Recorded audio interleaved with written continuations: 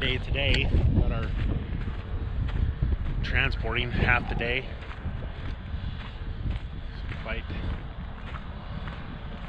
quite annoying.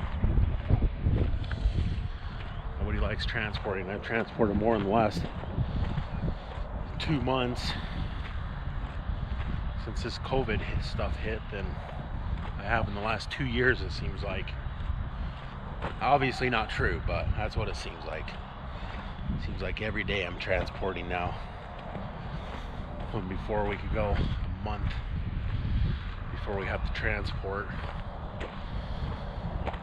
Anyway, we kind of have all of our equipment here in one location. Our dozer went to the shop to get the belly pan cleaned out. They sold it to us. They came and looked at it and realized they didn't clean the belly pan out, so they took it back to the shop to get the belly pan dropped and cleaned out for us. So that was nice of them. I appreciate that a bunch. So right here we got our water buffalo, we call it. Water wagon, water trailer. We call it a water buffalo. No, it's not as nice as a water truck, but a month and a half rental on a water truck buys you one of these. And you already have the trucks to haul your tools, your job, so it just utilizes your work trucks more. Here's our 308.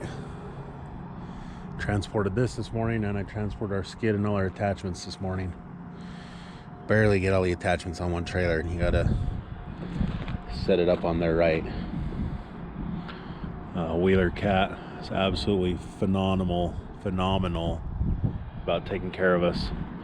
We had this boom here crack right here on this weld, and they replaced it for us out of warranty. So that was extremely nice of them, and we appreciated it a lot. So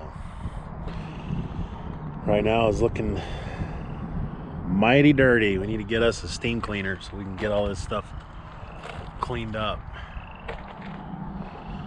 But our line of work, is the other people that excavate know, everything costs a lot of money in our line of work. Everybody wonders why it costs so much just to go do a simple little job. Here's our 323. Absolutely love this machine.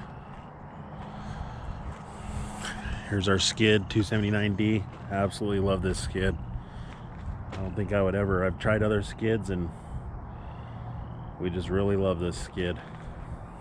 It doesn't have the vertical lift, it's just a radial lift. That works just great for us because we do a lot of grading and very little lifting into dump trucks and pallets and stuff. Here's our forks. Got our bucket. This bucket I gotta get, or faceplate on our skid, I gotta get worked on, so we got a lot of play starting, and anyway, I don't want that falling off on anybody, so I gotta look into that this year. I'm gonna have to do some maintenance on that. Here's our roller. This thing does us a really good job. I know we're struggling with it right now, but I think a lot of it is just because they're bridging side to side on the trench. It's not quite wide enough for our roller, so I think it'd be a lot better if it was a little bit narrower to get in the center better, so it wasn't bridging so much. But these ones here, it does not come with this. I added this.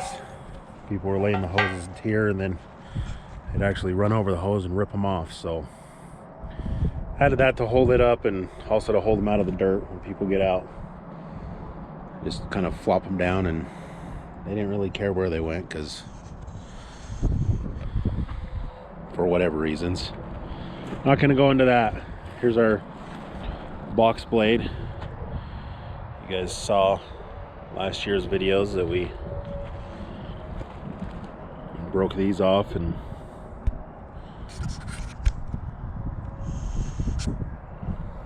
anyway, got those all fixed up. They've been working good. Used it a couple times. You can use it quite a bit on this job. And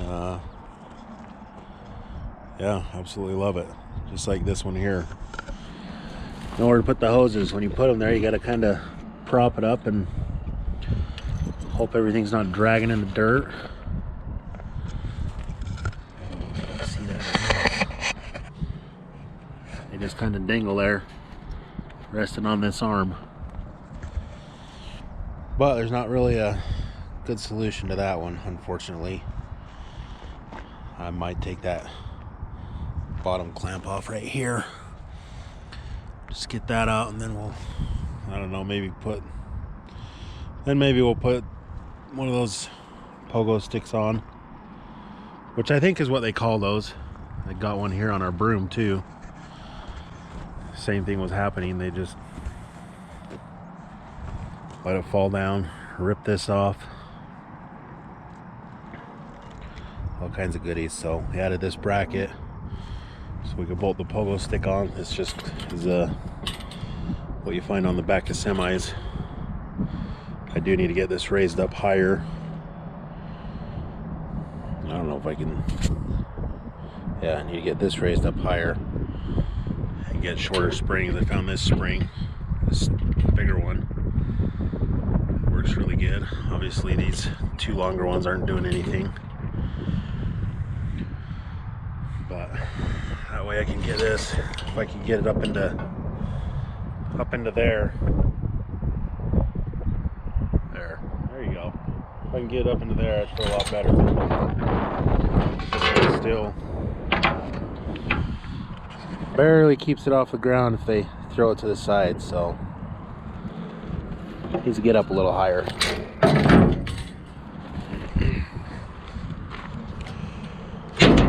Replaced the bristles on this last year. I haven't made that video yet, but don't know if I will. But they're already ground off. I ground them off on our other job, and anyway, looks like I need to get that adjusted. 2-foot bucket, we've ripped that in half twice. So I don't know why they have issues with the 2-foot bucket. And here's our wheel that one of my first videos, which is why I started the channel. I had to replace the bearings in here, which I still have to realize afterwards. I still have not. My screen keeps shutting off. I can't see what I'm doing. Anyway, this bracket, this shoe that goes right here, I forgot to weld that back on.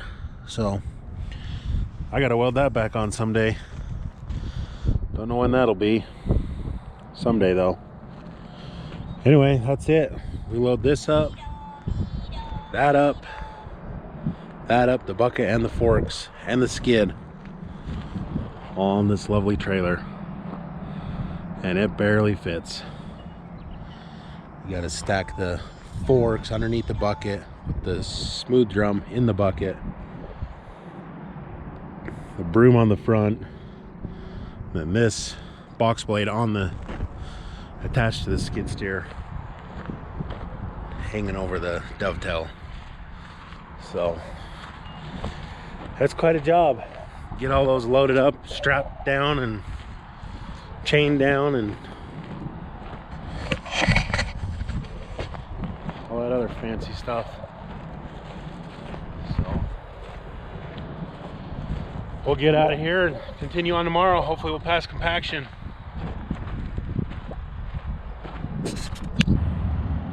What's up with it?